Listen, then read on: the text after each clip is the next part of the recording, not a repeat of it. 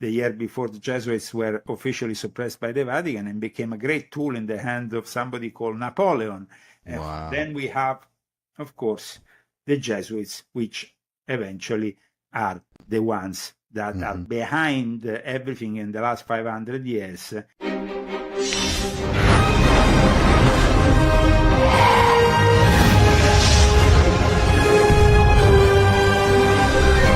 Welcome to Far Out with Faust, everybody. I am Faust Chicho, in case you're just tuning in for the first time, and I am joined once again by someone who I now know is truly an OG in this game and who's been around a long time. And since our first interview, I've read a lot of his work, and he just keeps putting out incredibly important information. His name is Leo Zagami.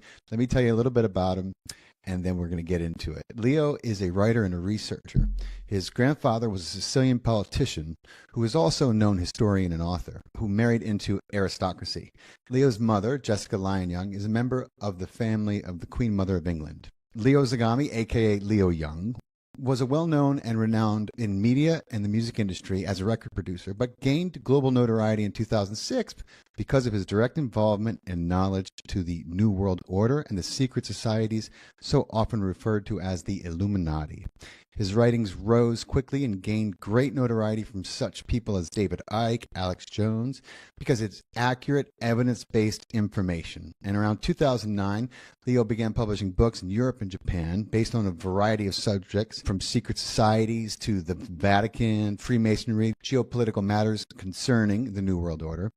He's contributed and collaborated on so many books dedicated to exposing the secret world of Vatican Freemasonry, which is a whole nother separate podcast.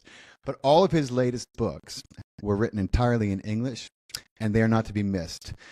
Leo, welcome back. Thank you for being in, dude. It just takes such a big heart and giant, balls to do what you do. And I appreciate you, man. I appreciate you taking a little time out from me. Well, it's always a pleasure. I think the last time we talked was a couple of years ago. Maybe. Yes, it was. And so, I mean, it's been far too long. Since then, I've been publishing a set of new books, volume 10, 11, 12, which you see behind me. And this is actually the last installment of my confession series. There will no longer be any confessions because it was a project that I built a little bit like a pyramid going all the way to the top. And so this is, as the cover shows, the all-seeing eye of this pyramid in which we finally meet the controllers of the controllers, or the controllers of the Freemasons, the think tanks, the Illuminati. So many times I had this question put through to me: who controls this? Who controls that? And ultimately, this is revealed in the last installment, which is, by the way, also a bestseller, and at the moment, my best-selling book. So it's really being appreciated, also because this book is written on facts. There is no speculative elements in it. I wanted to really try to fight any possible, reprisal from the Jesuits, who are well known as the scholars of the church, as the people who are in charge of the education of so many illustrious universities like Georgetown, Fordham, and so on. So I had to really do a good job in order to not have any problems later on. And it seems like it's really going well. And there has been, up until now, no criticism in regards to the content. They tried to say, oh, well, this is just an historic book based on historical facts that are already well known. No, this book brings you new evidence together with the historical evidence, which it's used to support eventually the claims I'm making in this book. Because, as you know, my experience in the Illuminati, in the Freemasons, for many years has put me in contact at times with the Illuminati, with their think tanks, with their lodges, with their occultists. And so I think that ultimately we can say that the New World Order is not so happy about the publication of this new book, which is actually entitled History, Secret Societies, and the Politics of the Jesuit New World Order and their Luciferian Court. So it's a pleasure to be on Far Out with Faust today to present this book and to present all my latest work, because I also published, since we last spoke, Volume 11, which is another very interesting installment of my confession series based on the history of mind control. And then I also published Volume 10, which is instead the secret societies and also the Islamic Freemasonry. Islamic Freemasonry is not really a well-known topic, so no, it's not. And it has received actually praises even from within the Muslim world, with sheikhs reviewing it online, and paradoxically, I was expecting a backlash from the Muslim world, which never came, because in the end, it was written in a way that was respectful. At the same time, it was bringing out evidence that they themselves couldn't debunk. So they came to the conclusion that even Mohammed will have probably appreciated this effort. And I was quite impressed by that. That's amazing. And you know what? The truth is that stuff doesn't belong. And so, you know, if they're being honest about it and they can recognize it's there, I'm sure they want to, you know, do away with it and keep Islam as pure as it's supposed to be. So, you know, it makes sense that a lot of them were eventually grateful for you for exposing that, because people don't ever, you rarely hear that subject come up. So that's because pretty awesome. At times it seems like it's much it's more easy for a Muslim to condemn the Freemasons in league with the Zionists, the Jewish conspiracy, and all that. It kind of like, without really reflecting on the fact that many Muslims are themselves Freemasons. And so it's like a little bit, there's an element of hypocrisy which I wanted to clear. And I think that, in fact, like you said, they have probably appreciated that. Yeah, absolutely. And, you know, like, so Freemasonry, just a side note, it's like, I understand that there is kind of a history, or I should say a legacy of what you could probably safely call racism towards certain races being involved in Freemasonry. Like, and I did hear at one point that up until recently, you weren't like no people of African blood were allowed in, but then that changed. No, that's not really correct. No? Okay. They had simply their own form of Freemasonry, which was known as Prince-Hall Freemasonry, because in the last 2 centuries, what happened was that the whole history of African American Freemasonry developed separately because of segregation. A freed slave called Prince Saul founded the African Lodge and gave birth to a form of Freemasonry which only in the 90s, and thanks also to I would say the work conducted by the United Lodge of England, which recognizes and it's in charge of the recognition of all the regular Grand Lodges, to push the so-called regular white lodges here in the United States to recognize their counterparts in each state. So to say that there is no Freemasonry in the African-American world would be completely erroneous, because some of the most important figures in the African-American culture, in the Black community, have been Freemasons and are Freemasons. Makes a lot of sense now that I am thinking about it. You know, we talked a lot about the Freemasons the last time that we spoke, and you know, I just had you may have heard of David Whitehead. He's been around a while, and him and I talked about the Knights Templar, and I was wondering, you know, where do the Rosicrucians fit in with kind of the Knights Templar, and then you have the Freemasons, and you have this lineage of Egyptian mysticism. Where would you say the Rosicrucians fit into all that? Well, the original Rosicrucians, because then the Rosicrucians were quickly infiltrated by the Jesuits, as I explain in my latest book. You see, the actual original Rosicrucians born out of that Reformation that was fighting the Catholic Church. There was a big war of religion at the time. Let's not forget when the first manifestos appeared in the early 17th century in Germany. There was this big war of religion that will only end up after probably 20 years after the actual publications of the first Rosicrucian manifesto. So that was the initial stage of the Rosicrucian legacy, which itself is connected to the Templar legacy.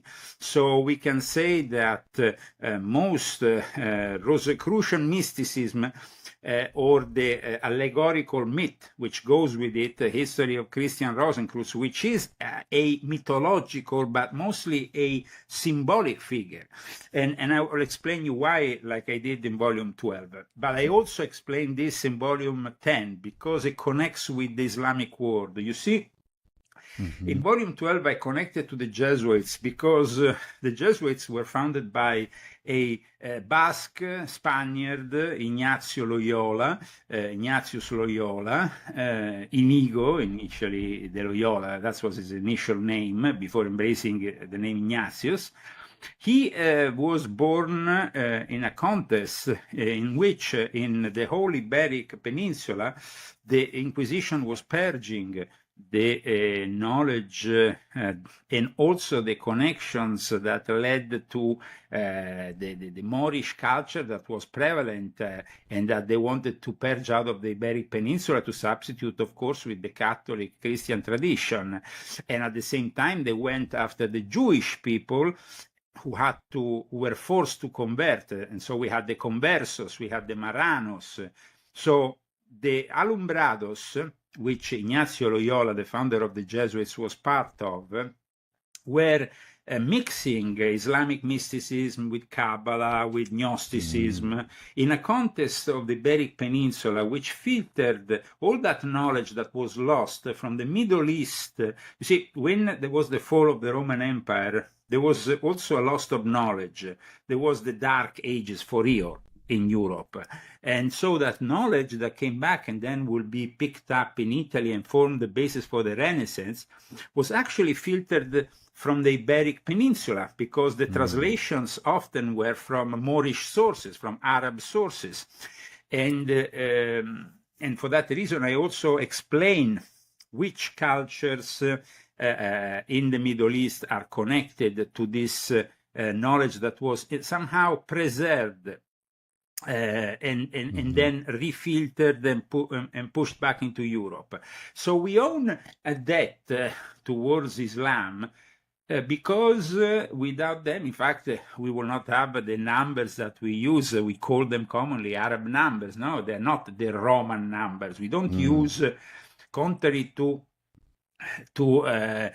what is being used, for example, in the number that distinguishes Pope Leo XIV, which is a Roman number. We usually use Arab numbers, which in this case are also a legacy of that knowledge that was that resurfaced somehow.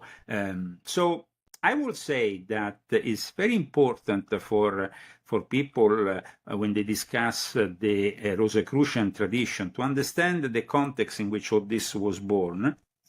And so this context of knowledge, often forbidden by the Inquisition. In Spain, we had the infamous Spanish Inquisition. I mean, they made Monty Python jokes about it. I mean, it's like one of the most fearless and crude, let's say, is an example of the worst that mankind can put together when you go after your enemy, using at times we would say accusing them of things they have never done, but at the same time, there were, of course, people who were doing black magic. There were witch doctors. There were people involved in witchcraft or black magic, but it wasn't always the case. Right. And there was always an instrumental use of the Inquisition. Now, the founder of the Jesuits himself was arrested several times before he will be eventually approved by the Vatican in 1540. Wow. And so the experience of the Jesuits was initially of being persecuted. At the time, the whole structure of the Inquisition was born after Dominic Guzman, the founder, who was the founder of the Dominican order. The Dominicans were in charge of the Inquisition.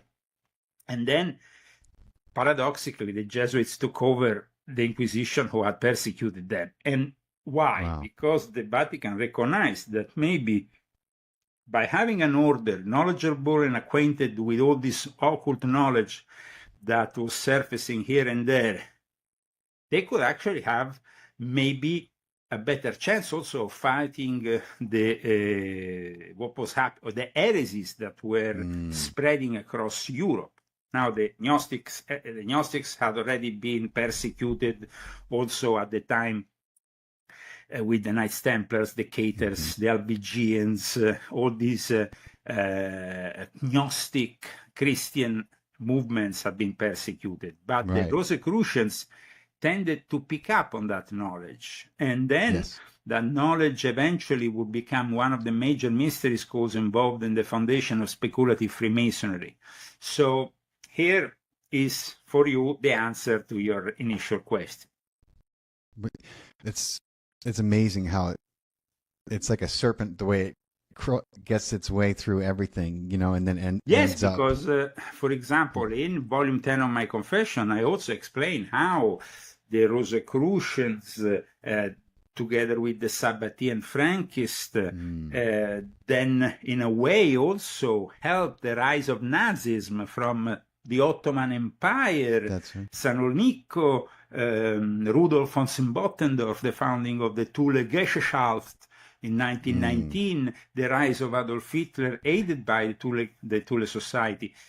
All this, of course, is connected. So people might separate things, and that's what unfortunately characterizes the great ignorance of this era. Yes. We tend to blame one specific race, one specific group of people.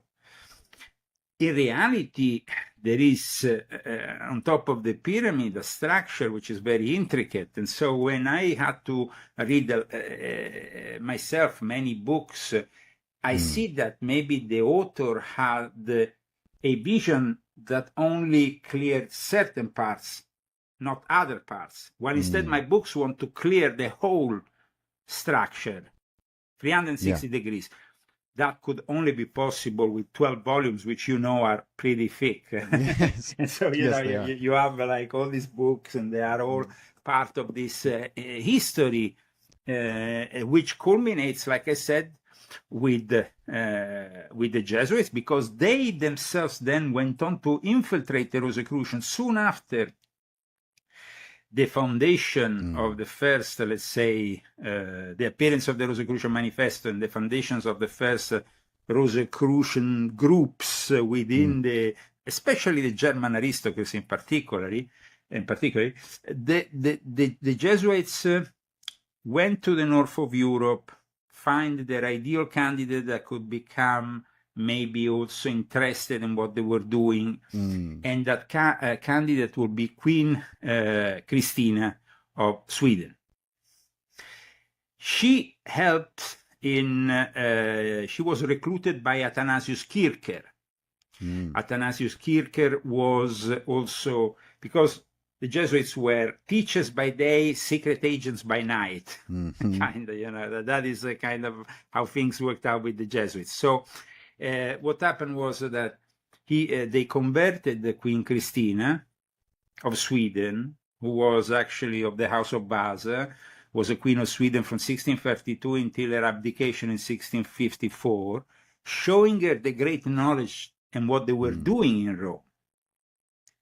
And she left her position as queen, went to Rome, and became then the patron of the circle of Rosicrucians, which gave birth to the Golden Rosicrucian tradition, which then was sent back to Germany a century later and became the way they could infiltrate Freemasonry and work hand in hand also with the Sabbateans, who Sabbatean Frankists, because they were also doing the same thing. And Sabbatean Frankists, for those who don't know it, is a topic that I touch in the last chapter of this book, a very important topic.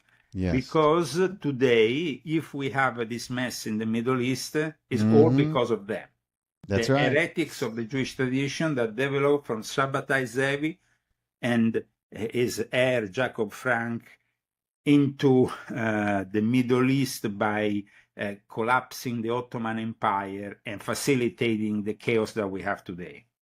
There's a direct lineage, and for those of you who aren't aware of it, that is what you're seeing play out to this day in Palestine, Israel. Yeah, so, it's very stupid to say, the Zionists, the Khazarians, the this, the that, without really having a knowledge. Why did the Zionists, let's say, rise to some kind of power within the Jewish world as a reaction to the Sabbatean Frankist heresy? But at the same time, when the World League of the Zionists was established in Switzerland and Theodor Herzl, they were immediately infiltrated. They were nationalists initially, but they were immediately infiltrated by the Sabbatean Frankists to transform them in what is now the labor Zionist reality, which then gave birth to Israel. Right. So Israel has this DNA, which unfortunately it's a DNA that doesn't have much with Orthodox Judaism, to tell you the truth. No. But has a lot to do with Jesuitism and with the Sabbatean Frankists that worked along with the Jesuits. What would you say the most well-known family that falls into that Sabbatean The Rothschild, of course, are the typical family that everybody knows about. But, the problem is here, also in regards to the Rothschild, to blame only the Rothschild for all the evil of the world, there will be it's not. Really like, okay. It's like blaming Hitler for Nazism, and when Hitler couldn't have made it 2 feet without constantly being sponsored, funded, propped up, But Hitler himself, like Rabbi Marvin Alterman said, was a product of the Sabbatean Frankist in a ritual that was conducted in 1888, in which he was himself conceived. So, wow. Speaking of power structures, most people think to this day that the Pope is the top of the pyramid, and you've exposed a much deeper power structure. And yes, I would say that the Pope is on top of a certain pyramid, but then of course the Black Pope, which is the Jesuit general, controls the Pope, who is known as the White Pope, while instead the Jesuit general is known as the Black Pope. That's why today a lot of people, when they come to me and say, "Oh, but you like, to blame everything on the Jesuits, but you don't talk about the Jews."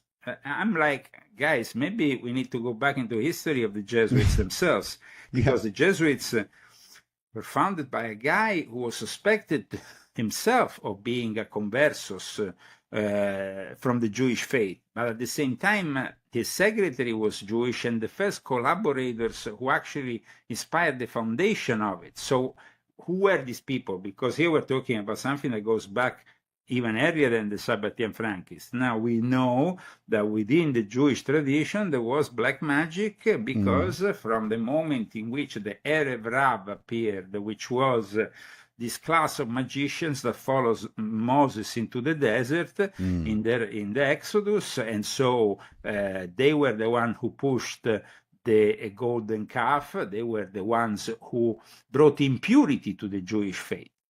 So people who, for example, know all this might finally have a perspective which is honest about everything. There is, let's say, not a single group that has not been infiltrated by what we commonly refer to as the Illuminati, and so they can be Catholics, and then the Jesuits arrive and they constitute the infiltration that brings them to where we are now. We have the Jews who are infiltrated by the Sabbatean Frankists. These are, of course, the most powerful, but then we have the Muslim world. The Muslim world goes back to the great conflict between the Shia faction and the Sunni. But who founded the Shia faction? It was a guy called Saba, who was a Jewish guy. Oh my God, I didn't who was know that. a member of the Erev Rav. So you see, then you go back to start here. So you have this connection that keeps on reappearing. And for that reason, you see, when it comes to the Rosicrucian, the very birth of the Knights Templars, the Rosicrucians, and the development of speculative Freemasonry somehow is also connected to the Islamic Illuminati, as I explain in Volume 10, because the most startling, I would say, aspect of this phenomenon is that the conspiracy theorists in the Muslim world have managed to insinuate themselves into mainstream Arab and Turkish discourse, and they're always blaming the Jews without really acknowledging that in Cairo there was a legacy of Illuminati that goes back thousands of years, because and also the Persian world. I mean, when we talk about the black aristocracy, we talk about, for example, the very roots of the Illuminati. We go to ancient Sumeria. Where was ancient Sumeria? It doesn't really... Right there. I mean, ancient Sumeria wasn't in England. It wasn't in Germany. No, do these people know where it was? Because maybe they need a history lesson. Right. So this is the whole thing. You know, there is a way, let's say, of working following the diktat of dividi et impera, divide and conquer. So divide and conquer is then the way of dividing things and then putting people against each other. Yep. When you have, for example, the Knights Templar or the Rosicrucians or the Freemasons, there is people that still to this day see them as a divided thing. When instead, the Freemasons themselves have built a series of rites in which they struck their members on the Rosicrucian tradition, the Templar tradition, the Assassine tradition, this other, because it's compiling all these mystery schools of old into one. Yes. Which can be traced back to Egypt and that part of the world. And again, then we go back to, like I said in Volume 9 of my Confessions, the Gnostics, the Gnostics of Alexandria, of Egypt, and then going back to ancient Sumerian times and so on. But then, for example, when it comes down to the Sufis, the first Sufis were Shia within Iran, Iraq. That's where ancient Sumeria was.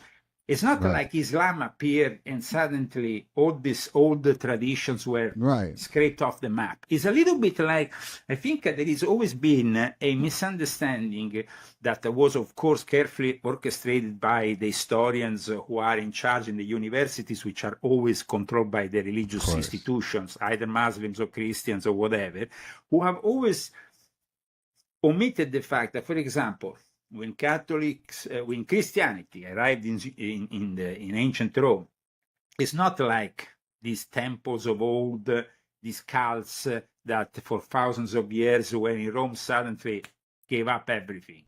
Right. They integrated within the new religion. The same thing, and I demonstrate this in my book, happened with Islam.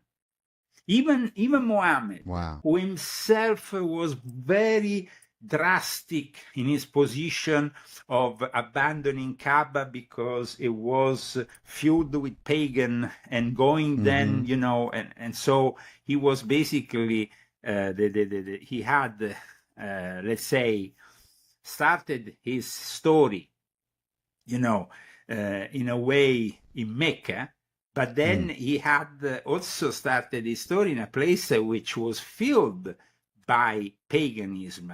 The pre-Islamic Arabian peninsula there, where you have the development, you know, where basically it was filled by goddesses, worship of Isis, but also worship of all mother goddesses of all kinds. So Muhammad, the prophet of Islam, was born in Mecca in the year 570, and this was a hotbed of paganism and polytheism. There was no monotheism there. No. And so, do you really think that even Muhammad didn't have to come up with some kind of compromise in the end? No, absolutely. It would never work without it. You can never institute that into a society without, grabbing things from the old and just trying to slip it into I mean, it's not the way society it would never be accepted. It would never catch. But then, to preserve that knowledge, often secret society arise within those religions, like, for example, Islam, and then they constitute, like Sufism, for example, started to develop within their own structure a different view of Islam, which was integrating Gnostic elements, pagan elements, let's say. And then this had to be, of course, always done in secret, or the Rosicrucians in the Christian, Catholic, or Protestant world. It had also was also done in secret. The Freemasons developed when we were at the, let's say, speculative Freemasonry, because of course Freemasonry is much older, but speculative Freemasonry developed when the Inquisition was at the last moments of their history before the Age of Enlightenment will be completely eradicating the whole thing in the name of reason. But this is what often we lack from the history lessons when we go to a university. The fact that, this guy arrived in this city, he forced them to convert to Islam, otherwise he would cut their heads, which of course it was true. But then there was, for example, a lot that is not said in all this, course, no? Yeah. And so maybe there was those, for example, those people who were a little bit more knowledgeable about certain things, who read the Quran and said, wait a minute. Okay, but I will adopt certain things and I will not adopt other. But in any case, we will convert it because it's convenient to us not to pay taxes. Right. Or that's right. Because anybody who wasn't Muslim will have to pay that. Or, for example, in the Christian world, even in Northern Europe, when it comes down to the Viking tradition, the runes, yes, they will convert officially, but these elements will never really disappear from their tradition. No. I just want to make sure that I heard you right. And maybe this isn't what you were saying, but are you saying that that in part it was a Sabbatean who created the division that is still very prominent and probably the most well-known division of regarding Islam is the Sufi versus Sunni. The fact that there's that the Sabbateans didn't exist yet. There was the Arab Rav. The Arab Rav, those magicians that were actually of a Jewish faith, who came out with Moses because they saw Moses was very powerful. Moses, we just need to read the Bible, demonstrated his power was superior to any of these magicians that the Pharaoh had in his court. So what happened? Happened that some of them joined Moses, and they infiltrated and became part of the Jewish tradition, and from that moment onwards they almost integrated in the Jewish in the Jewish world in a way that then became part of the Jewish world, but still they retained that those magical practices, that black magic practices from ancient Egypt, and that became the basis in which then Sabbatai Zevi worked to rise his Sabbatean legacy later on. But that happened only in the 17th century. That is many centuries later. Here we're talking about something that goes back to ancient times, to the very moment in which, so when I was just trying to figure out if it was a deliberate divide and conquer or if it was just a result of the infiltration. The actual deliberate divide and conquer from in the Jewish world in regards to the Shia tradition, it was, I think that what happened was that definitely this guy who himself started to work and to divide the Muslims between Sunni and this new thing that was born with the fourth caliph, Ali, who was himself one of the warriors, most fierce warriors of Muhammad during the first years of Islam, and then married his daughter, Fatima. But then when, because after the death of Muhammad, there was the first, the Rashidun caliphs were the first caliphs to develop, and they kind of like developed in a way that by the fourth caliph, there was a lot of pressure, and also those pagans who initially didn't accept Islam, when they saw that Islam was working, they wanted to join and create their own caliph. Sure. So there was a lot of the pressure. But then it was this developing. I think that what happens is this: that is not. We can't blame a specific race or a specific group of people, but we have to also blame the nature of Islam in the way it developed initially, and from that moment onwards. It became a religion ever so schismatic because they didn't have a central authority. The Roman Empire, when they embraced Christianity and they created the Council of Nicaea, which, by the way, this year we celebrate the 1,700 years since the Council of Nicaea, which was in the year 325. We are basically celebrating this year. That's why the Vatican is working very much with all the Christian churches, because they are using this moment to create a union which will then be used for the one world religion that they are trying to put together. So the first Council of Nicaea, convened in 325 AD, was the first ecumenical council in Christian history. It was called by Emperor Constantine, but Islam didn't have that. Islam didn't have that. Islam didn't have an empire that embraced them. Islam had initially they had to convert a lot of pagan populations, first of all, who were not absolutely neither Christians or Jews. The Christians or Jews were mentioned in the Quran, so they couldn't be persecuted, but they could be simply forced to pay taxes, which was the reason why some Christians and some Jews kind of went into that convert phase for avoiding the, if you didn't want to pay tax, I mean, you say, whatever, you're going to 5 times a day, you're going to bow down that's the easy price to pay. Okay, so Shia Islam, which is today is the second branch of Islam. Of course, Sunni is the majority. But if we go in the history of Islam, how did they become the majority?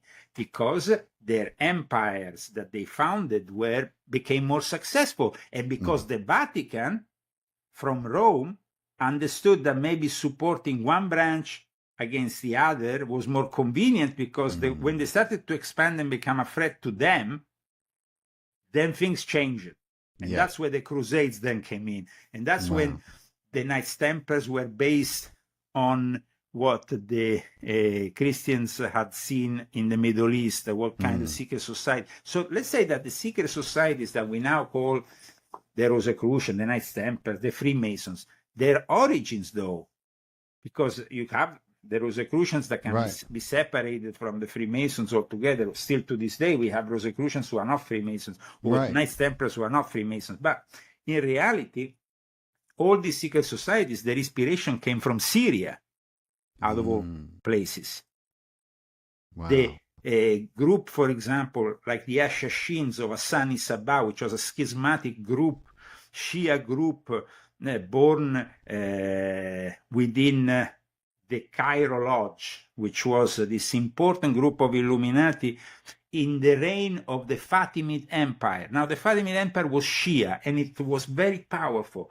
They eventually will disappear. Today, Egypt is Sunni, and Shia instead doesn't have, but still they retain some of that knowledge. So it creates a lot of problems for for Christians to understand all these nuances and all this. So that's why I advise you strongly to read this book. Read the books, yes. Read the book, because, for example, here you have inside this book an image. Now, this image has never been shown to the public before. It's kept in a deposit in Turkey.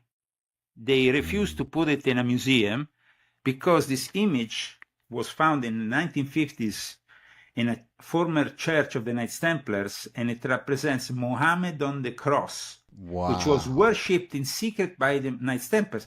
Wow. That was Baphomet. Now, if you go to a Muslim and say Muhammad on the cross, they're going to cut your throat for even saying that. Offended, yeah. First of all, in the religion of Islam, you can't even depict Muhammad. You can't paint him. You can't. You're not allowed, right? Yeah. That's why you don't see. To even put him on a cross and worship him, it's a complete. But why did this happen? Because they were following a schismatic group like the Assassins that couldn't care less about the mainstream Islam and had built their own thing. So you see, there is a lot of things that bring confusion, let's say, in a way or in another. No, the Shia faith, it's one of them, because, like I explained in Volume 10, it was prone to schism. And so the Fatimid Empire became very powerful at one point. Imagine the Fatimid Empire at one point owned the Arab Peninsula, the whole, from Mecca to Cairo to Sicily to the south of Italy. I mean, here we're talking about massive empire. Yeah, you could see why. Then, the Crusades, right? That's what instigated the Crusades. No, but then something happened. Right. The Seljuk Turks started to expand, and they will become the base for the biggest and more fierce. And when Saladin arrived, and the Ottoman ideal kind of started to creep in, and then brought to what will eventually manifest with with Istanbul, because Constantinople was the second most important Christian city in the world. Right. Still to this day, one of the most important seats of Orthodox Christianity is paradoxically an Islamic town like Istanbul, because people don't understand that at one point Rome and Istanbul were the two centers, but when the Muslims conquered Istanbul, that became the seat of real power. And the Sunnis, because the Saladin was a Sunni, so he went after, he was really forcing the intervention of the Vatican at that point, who issued the Crusades and made a secret alliance with the Shia. Wow. And with the Assassins, where they learned a lot from the Assassins in matters of not only even how they dressed, but even how they fought at war. You see, up until the year 1000 in the Christian tradition, we didn't have any holy wars. We didn't want any holy wars because Jesus himself never said to go and conquer. No. Okay? So, who inspired these holy wars? The Muslims. So nowadays, when the Muslims say, the crusade, and in this book, I kind of put a mirror in front of them, and I say, listen, the tradition was picked up from your tradition. So if you never had that tradition in the first place, to consider the Quran the most holy book you had to immolate themselves, you will never have had the Crusades in the first place. Right. But who really instigated the Crusades? Was it done by the Roman Empire to head off what they saw was an absolute threat to their dominion, or was it a combination of both, religious, ideological, of course it's never religious, it's always geopolitical interest, So then what the Vatican, when I say Vatican, I say the legacy of ancient Rome. Even if the empire formally didn't exist anymore, the barbarians have brought the Pope to his knees, almost, even if in the end he managed to survive. Rome was no longer in charge of its empire. So at that point, things changed very much. But at the same time, Rome then found a new way of controlling millions of people through religion, because it became the seat of the Christian, of the most important place on the planet when it came down to the Christian faith, aside from Jerusalem. So history brought Peter, the disciple number one of Jesus, to go to Rome. Of course, Rome was the capital of the empire. If you want to launch a new faith, a new sect, you gotta go to Rome. Yeah. Where do you go? To Rome. If you want to launch it here in America, in theory, you will go to Washington. D.C., nowadays, that's right. I mean, if we want to I make an example, of course, a stupid maybe example, but you go to the place which represents the country. Really, the only place you can go to launch something like that. But also, Rome had a very big tradition when it came to religions. It was capable, since the persecution of Jesus, though, was possible because it was in a context in which it was abroad, it was in Israel, but in Rome, all religions were accepted if you were respectful of the state. Right. So, transforming, initially the Christians were persecuted because they were seen as dangerous, as that's why they met in the catacombs. They met under Rome. Rome is a city that basically has an underground city under it, and so they conspired until at one point, though, they emerged victorious as the religion of the empire. Yeah. Their interest of the Christians wasn't to become one of the many faiths. No, not at all. It was to become the faiths that integrated all the others, and that's why Catholicism means universal. It means to integrate all the other faiths, and this regardless of Jesus and whatever he did 2,000 years ago. So answering to what you said, we can say clearly that we're talking here about a also geopolitical thing. Now, when going back to the Crusaders, they were born out of a concept which reflected the concept of holy war, which was born within the Islamic world, which is the concept of ribat. Ribat refers to the voluntary defense of Islam, in which these ribats were fortified centers. And so when the Vatican, which, like I said, was the seat of power of Christianity, at that point is almost like they branched out of a regular empire. They had more than a regular empire, because wherever they converted a king, they owned the Vatican at that point owned them almost. So then you have, in the centuries following, you will have the development of the Portuguese Empire, the Spanish Empire, and even here in America, where here in the United States, people think, 1776, that was mainly a Protestant endeavor.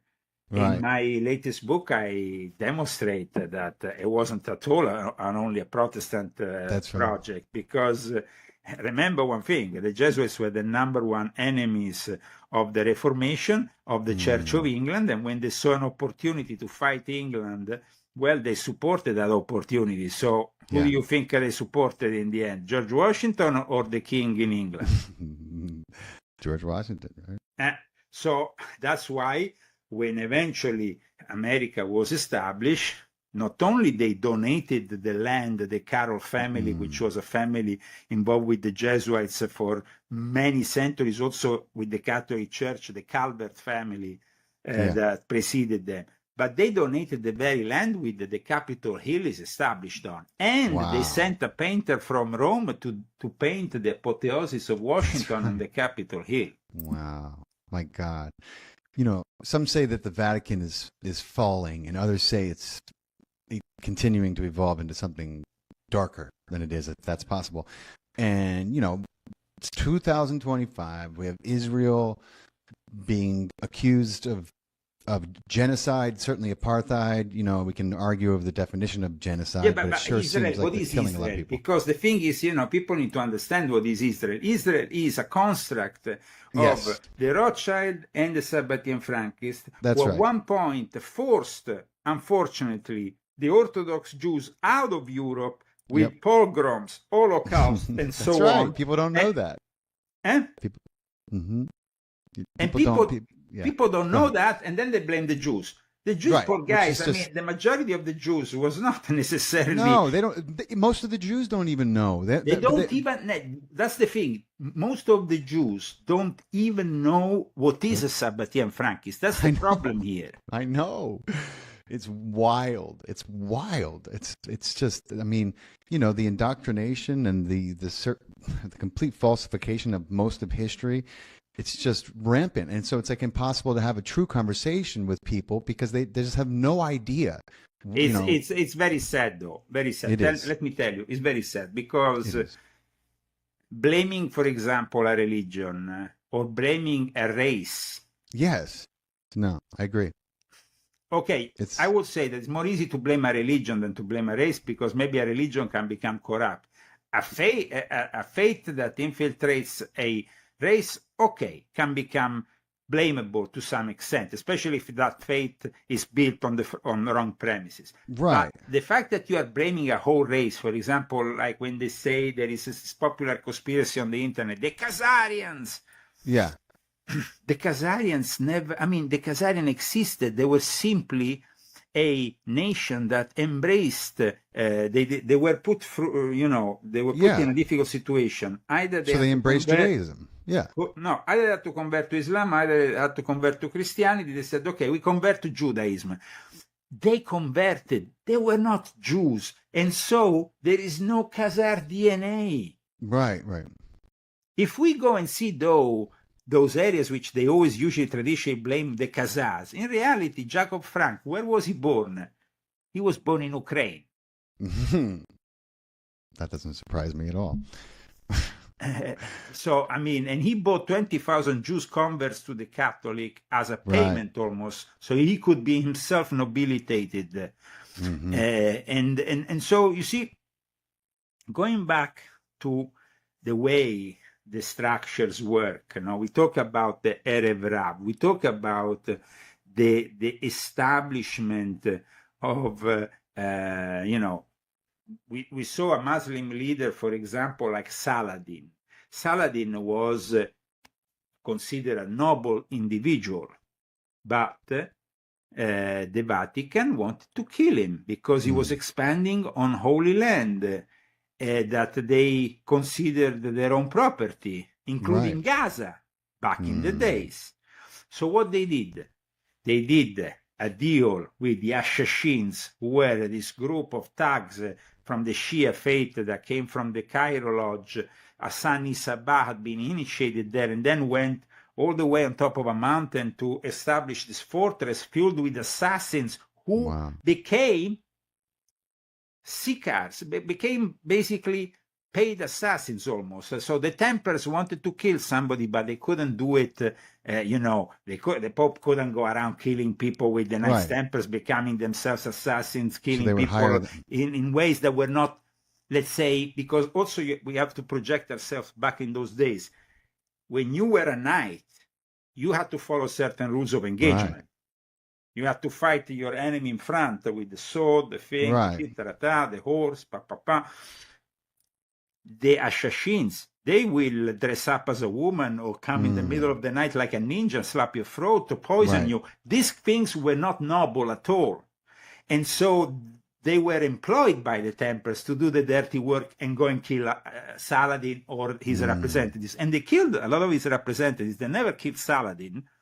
And Saladin arrived at that point very angry at the Templars at two bases, one in Gaza and one where we have nowadays the Temple Mosque, where basically the second temple was destroyed by the Romans, and then we had the establishment later on of whatever the Islamic people are claiming of Muhammad going up in the sky, which was all very much a construct, also very much led by geopolitical interest, because Muhammad was already dead for a few years when they claimed that Muhammad and they're still using it. It's still being fought over, No, so it was a construct of geopolitics, that part of the book that was, let's say, almost added in commentary. And in fact, the Quran includes this element of which was probably inserted in a later time. You were talking about 5 years after the Prophet Muhammad died, they arrived in Jerusalem, but he had died. Right. So you can't claim that suddenly Prophet Muhammad in sleep went and arrived in Jerusalem. Where was he? Sleeping from where? From another dimension? So, but they claim that, and that led to the building of what is now considered the second most holy site in Islam, and it's also a very contentious site. Okay, so when we see, for example, the way that Islam picked up on certain elements of the Jewish faith, Solomon, for example, or even the elements of the Christian faith, but even elements of the Gnostics, who claimed that Jesus somehow didn't go on the cross. At the last minute, he was transmigrated into somebody else because it was too holy to go on the cross. That is an element that the Quran picks up from a Gnostic tradition.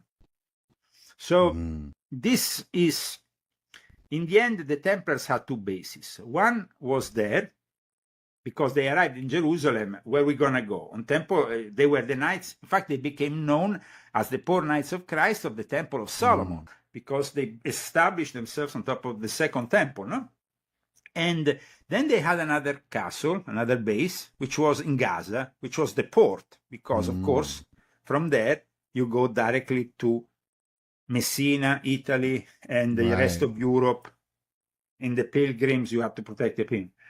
So when Saladin arrived to Gaza, and he arrived, who was living in Gaza back then? Let's be very honest, because this also has to be very... Today we see all these people dying, and it's very sad and everything, and they all claim, this is my land, this is my land. Yeah. But who was living in Gaza in those days before Saladin arrived? Question mark. Wasn't it? Weren't they Christians? No, they were Christians and Jews. They were Christians and Jews, right?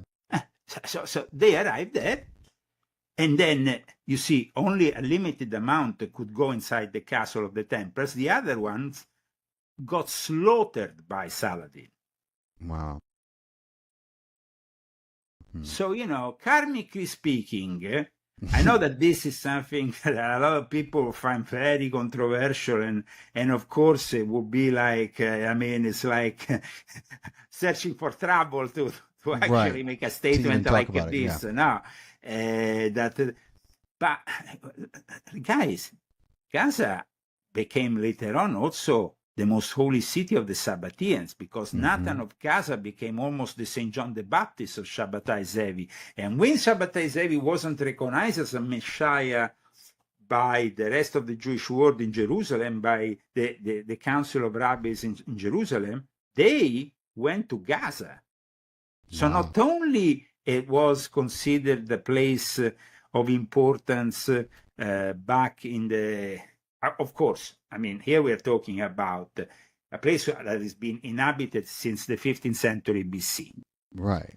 You had the Philistines, which were these ancient people who live in the south coast of Canaan. Yeah. And that is one thing. Then you had the connection with the ancient Egyptians. Right. Because the ancient Egyptians made it part of a confederation of cities that they retained as cities of importance. But guys, it doesn't, we're talking a long time before Islam ever came to the picture here. Okay, so we have to be very honest about this. Okay, it's their own land, but what kind of land is that? It's not Islam. Okay, then you have the Roman Empire, where you had... of course, it was a port town. It flourished. It became very, Then, of course, it was conquered by first the Rashidun army, which was the Rashidun Caliphate of the first four caliphs we talked after Muhammad. Which we saw what happened with the Rashidun Caliph, because after the fourth Caliph, there was this clash, and then it divided completely, and then the Rashidun Caliph lasted only four Caliph, because then it couldn't, it went forward, but it wasn't anymore. Right. The structure How long was it conquered? Mined at the basis by conflicts within the family of the Prophet himself. The moment he dies, he says, okay, this guy is my successor, but then this other guy wants to be my successor. This other guy wants to, these people, they are all very much into power more than religion. Right. Of course, yeah. And then at that point, Gaza City was developed, but by the time the Crusaders arrived, Gaza was basically in ruins. Right. So they had to reconstruct it. And why was it in ruins? It was in ruins because you had the various problems. The locust swarms destroyed this. People think the locust today, they have this idea, but guys. No, those were real. That's one of the few things that were, they reduced physical. It basically to a village almost at one point. This locust swarms was so. But the thing is that in the moment of the Crusades, it became a place, let's say, a strategic place, right? Because of course, we're talking about a port. We're talking about a port that is into the Mediterranean. Right. We're talking about a port which, people, the so-called pilgrims, people don't understand, pass through there to go into the Holy Land. So it became a contentious place between the Muslims and the Templars. So the Knights Templars, a little known fact about Gaza is that it was a stronghold of the Knights Templars. It's almost like they try to keep this matter not so, just like it's not known that it was the holy city of the Sabbateans, and that where they conducted the most debauchery rituals. Only for that reason, the karma that went on that place is probably the worst karma you can ever bring with those satanic rituals, because Shabbatai Zevi did everything possible to violate all the rules of Judaism. Yes. Eating pork, orgies, magical. The magic sex that we attribute to Alice and Crowley was first performed by people like Shabbatai Zevi, right, who married even a prostitute from Italy, from the Jewish community in Livorno, so he could then organize with her a number of orgies and so on. Now, the city of Gaza is always been contentious. Yes. Now, the Crusaders, they took this city, and it was important because it was very close to the Fatimid Empire, which was based in Egypt, and which Cairo was the headquarters. Right. But like I explained, the Fatimid Empire was made by the Muslim Illuminati, because the Fatimid Empire, already the name gives it, Fatimid. Fatima was the wife of Ali. So they claim they were descended, because all these people then always claim they're descended, especially... Yeah, they love to do that. Especially in the Shia tradition, even more than the Sunni, because they claim to be descendants of Muhammad and his many wives, but especially in particular in the Shia tradition is Fatima, that main wife, because she was the wife of Ali, and Ali is the one that they recognize being equal to Muhammad for the Shia. Okay, so there is this, in around 149, the Knights Templars were in charge of this basically city, and they allowed the Kingdom of Jerusalem to encircle nearby Ascalon, and Gaza transformed itself in a Templar stronghold. So the fact that it became a temple stronghold should already make us understand the relevance, the importance. Right. Then in the year 1150 or 53, I think, it fell to the Crusaders completely. So the Templars played a major role also there, and they were kind of taking control.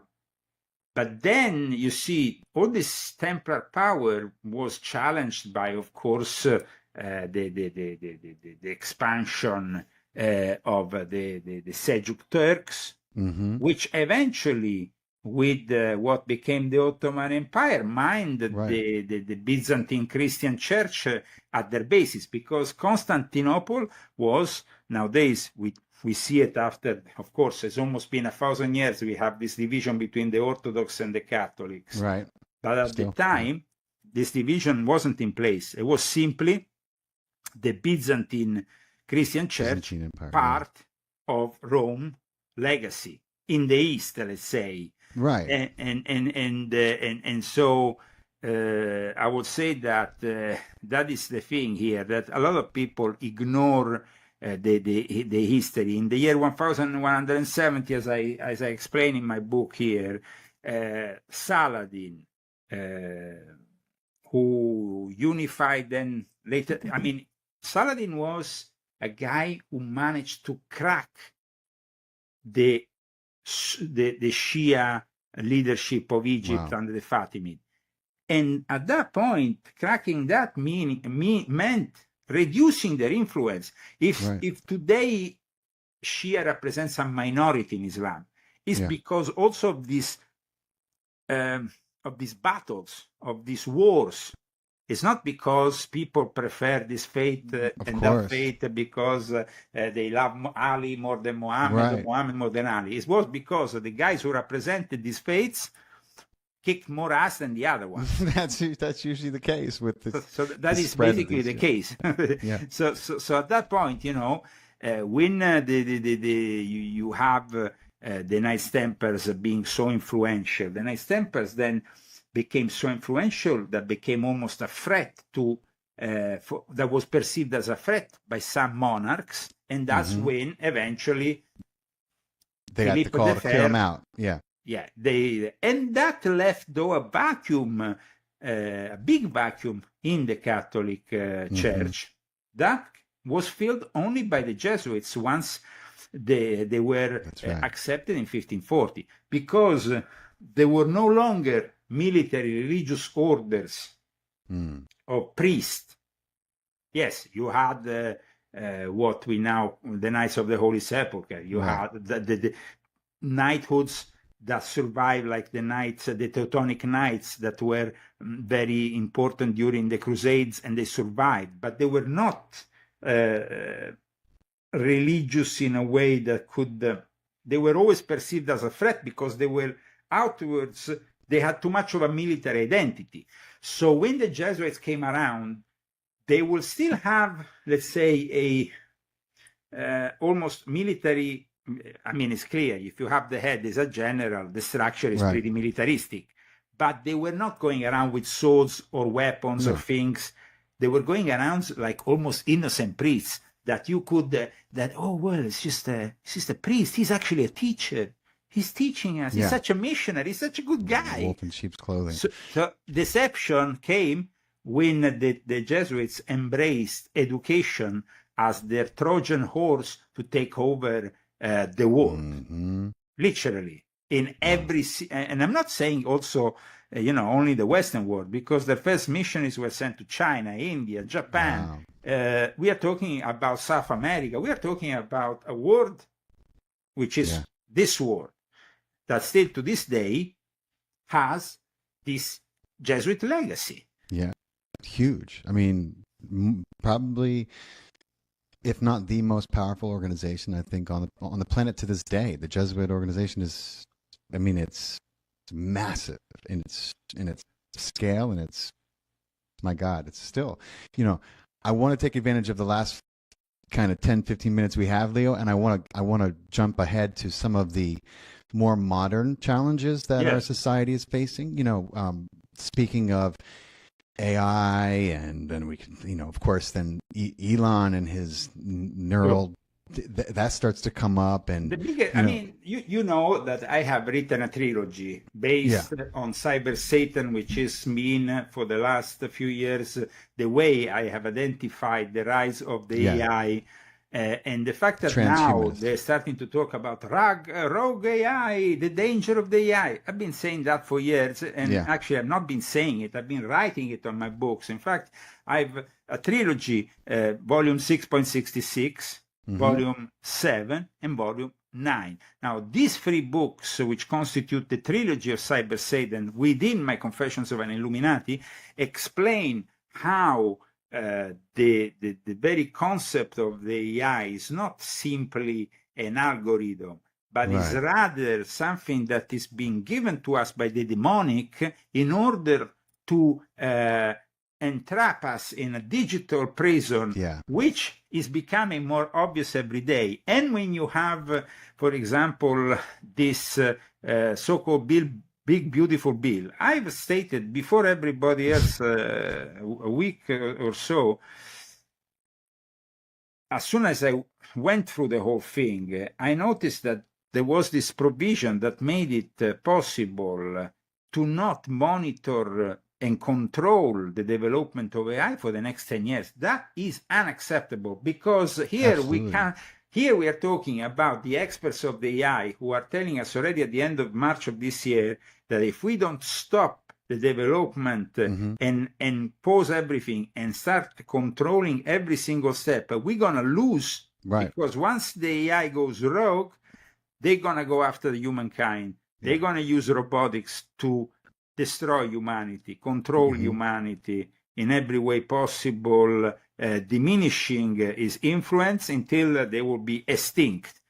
So, yes, it's true that up until now, there has always been a talk about technocracy as a limited group of people that can maybe control all this. And that is what is simply happening here. But at the same time, that limited group of people might even risk itself to be extinguished, because the AI doesn't tolerate imperfection, and they see the human being as an object of imperfection in their perfect creation. And in my book, Volume 7, I also presented something that I developed in Volume 9, the fact that this is the product of reverse engineering. This is a trap. Because, and there will be more to it in a future book that I'm writing, which is not part of the Confessions. Like I said, the Confessions ends with Volume 12, but there will be other books, and a specific book which is in the works now and will be probably ready by the end of this year or early next year. I will reveal certain other elements about the fact that we are indeed in front of a development which we are viewing, of course, as simply a scientific development, as an embracing the last stage of modernism. But in reality, it has some very important religious implications. In fact, in Volume 12 of my Confessions, I end up the last chapter talking about the interest the Vatican has had in this. And of course, it was confirmed even by the name of this Pope, who himself, the day after he was elected, when he talked with the cardinals, he explained that this name was chosen because Pope Leo XIII was facing the Industrial Revolution. He instead is facing the AI revolution, and the revolution of the AI includes robotics. When we see that Amazon is about to unleash on us an army of robots to deliver our packages, this is only the beginning. And in 10 years from now, there will be a minority of humans who will be considered, let's say, that will be considered useful, usable by the system, because then the system will be like saying, what are you offering to us? What kind of parasite? We can do anything. You can do a lot more efficiently. What kind of parasite are you? Are you gonna still simply eat, drink, and go to the toilet? We don't need that. Right. No. That is really something that's why the conflict that is becoming simply theater between Musk, Trump, and all that. It's hiding instead the real problem here. Why is Musk not talking about the AI element within the big beautiful bill? Not even a mention. So that is the reason. That is the reason here. It's like big theater, big clash of titans, but yeah. No, there is something else that needs to be done here, and we need to address that as soon as possible. I agree. What does it tell you?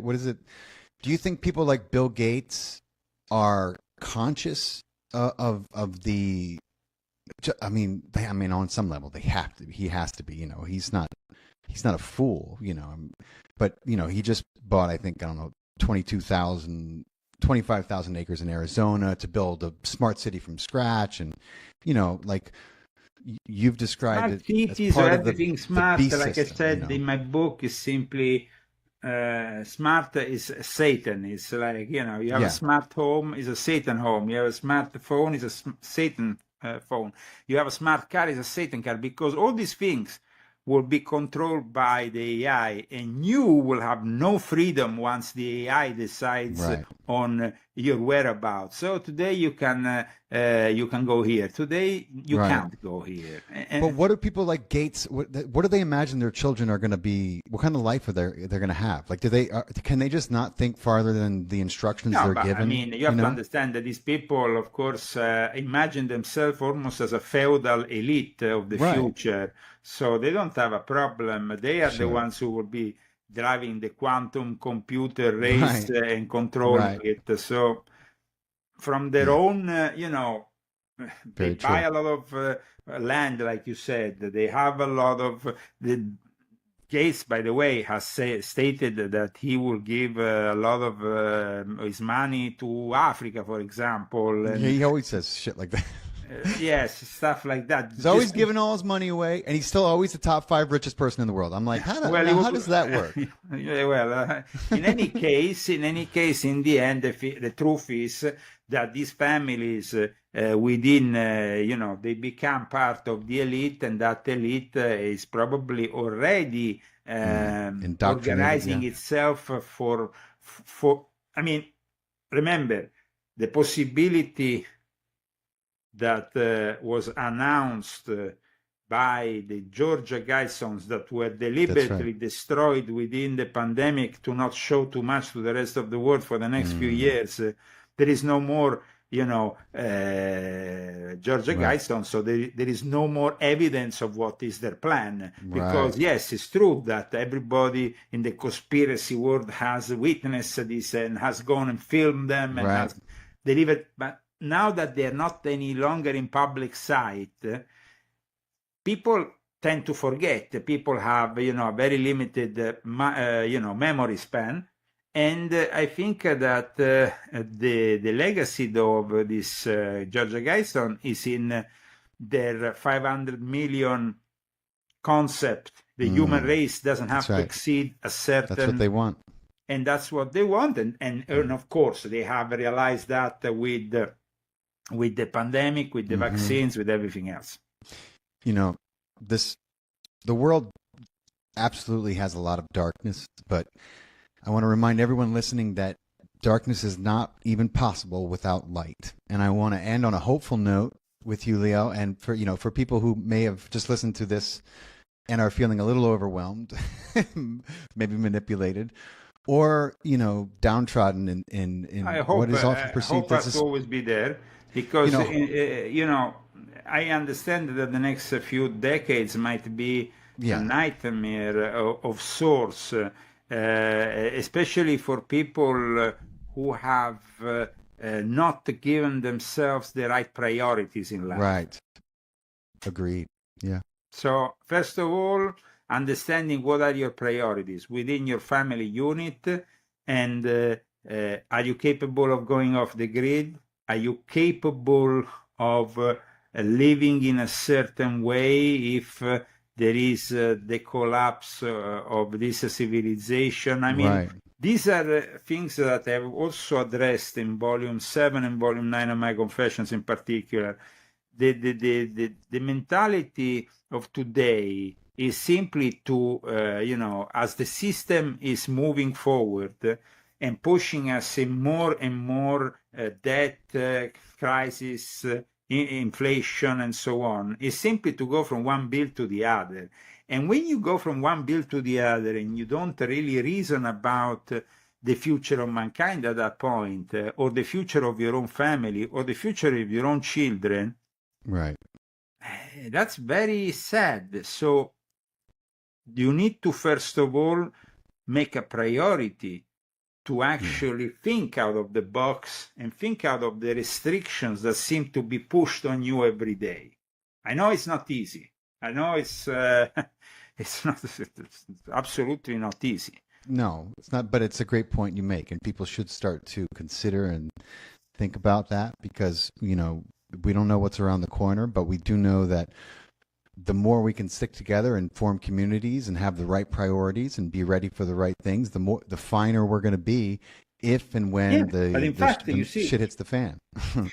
The actual concept of the 12 books of Illuminati Confessions is simply to put forward what generated all this from the very start. We start from Volume 1, explaining how these mystery schools formed the nucleus of what we commonly refer to as the Illuminati, the Freemasons, the Rosicrucians, how they evolved, how some became perverted, other not.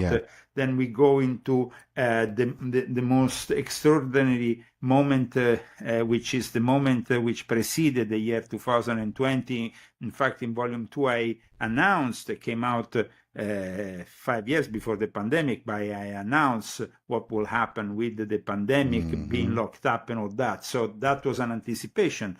And then you have the struggle of the various factions within this New World Order. We go through Volume 3, in which I show how the Vatican operates with these knighthoods, the legacy of the Knights Templars, the espionage of the Jesuits, how the church was hijacked. Then you go even forward, because then you want to see what's going on. And so Volume 4 shows how this reality that comes for the last 500 years, from the times of John Dee till now, developed. And then you go into the decline of our society in Volume 5. But still teaching you step by step also the traditions in a way that is, at times for some people, it can be confusing, but then you have to understand that these books are books that are manuals, not only essays or biographies. And then you go into Volume 6 and you go into the presentation of the cyber set. It came out in early 2019. The one world religion, which is coming together, because ultimately, yes, it's true, we will have cyber Satan, but we will also have a one world religion which will worship technology and cyber Satan, who will become, the AI chatbot will become your priest that will convert you to the one world religion. And then you go into the occult roots of the Great Reset, Volume 7, the way that reverse engineering and these alien, allegedly alien spacecrafts, UFOs, was actually a trap. And then, of course, Volume 8, which explains how this propaganda machine in the last 120 years has developed, from Hollywood to the music business, from the cinema to everything in the entertainment, how this has been used to control mankind. And then eventually in Volume 9, you are revealed further steps into acknowledging that actually this Illuminati existed much, they existed, of course, even they manifested as the Gnostics, for example, and that the Gnostics, they were never really Christian in the traditional sense. They were simply using Christianity, symbols of Christianity and Christianity to vehicle their own message. And then you arrive, of course, to Islam, which is a very important part of the equation, because it's important to understand for us here in the West, this very big and important, massive religion, how it arrived to us, and how it's also fractured with many schools of thought, all though are controlled by the same people. So, and then, of course, we arrive to the mind control subject, which is from huge. Sun Tzu. And Sun Tzu, though, as I explained in Volume 12, the Art of War was translated by a Jesuit in 1772. The year before the Jesuits were officially suppressed by the Vatican, and became a great tool in the hands of somebody called Napoleon.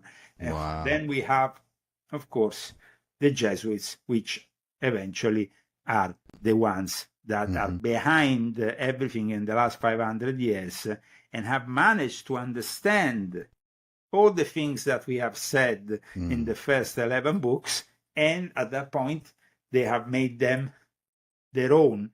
And they have made them not only their own, but they have managed to establish here in America 40 educational institutions that are preparing the elite and people to embrace their ideas, which are the ideas that we are trying to fight, meaning transgenderism, meaning the immigration, open borders, so they can actually change the landscape politically, but also religiously, because if you let in millions of Catholics, of course, this becomes a Catholic nation.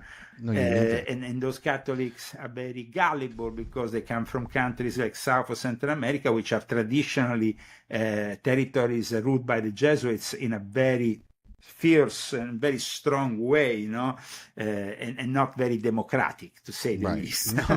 That's safe to say. So I think that this is today, for your show, we have really managed, and I want to thank you because I've been able to explain the whole concept of my Confession of Illuminati series, and also explain the importance of it, because, like I said from the very start of it, the truth should set you free, and these books will stay as a legacy even after we are long departed from this earth. There will be probably people who at that point are a minority, maybe, in a civilization that has collapsed, but they are rebuilding the next stage of our civilization.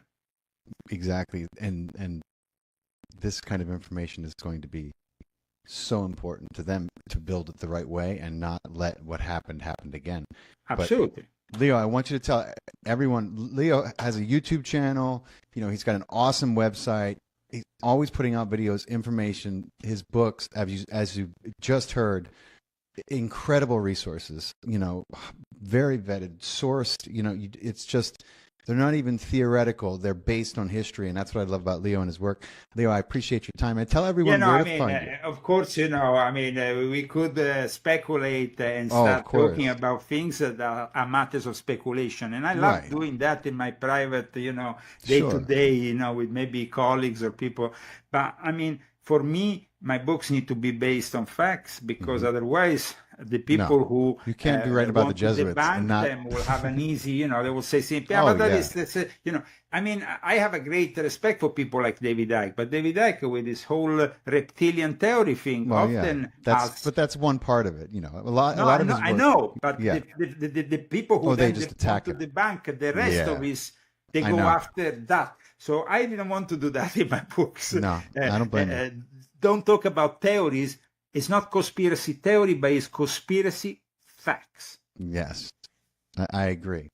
So, Leo, tell everyone your website and your YouTube channel and where else they can follow you and find you. Yes, you can find me, of course, at leozagami.com with all my latest articles, the links to my latest books. Otherwise, you can go on Amazon, of course, Confessions of an Illuminati, but you have also other books that I have written, like Pope Francis the Last Pope or Invisible Master. I would suggest, though, to start actually from this book rather 12, than start right? from volume 1, because in a way, this book can be read even without reading all the others. Right. But in a way, you can go down the ladder and have, through starting from this book, maybe a better understanding even, because otherwise you might start from volume 1 and be a little bit confused by all these names, right.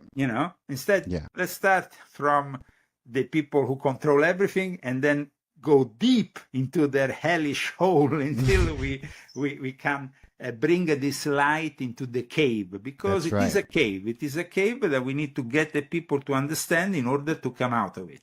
I agree. And that's why I do what I do. And I know that's why you do what you do. And I appreciate your time, Leo, very much. And for everyone listening, thank you for tuning in. And if you're listening on YouTube, don't forget to hit the subscribe button. Check out Leo's YouTube you can channel find me, as well. Of course, the Leo Zagami Show is broadcast on YouTube, on Rumble, on X, on Band of Video, BitChute. We are. I have survived the pandemic, which unfortunately censored and removed a lot of my YouTube channels, but I insisted in my presence, and now, fortunately, in the Trump era, we have a lot less censorship, and they have even given back a couple of channels. But in any case, you can find us on the internet, and what I do is also with a series which I've developed during the whole course of 2023. I did Exploring the Illuminati, 50 episodes, in which I really dwell deep into every single esoteric and occult element of what we commonly refer to as the Illuminati. And this series is available also on YouTube.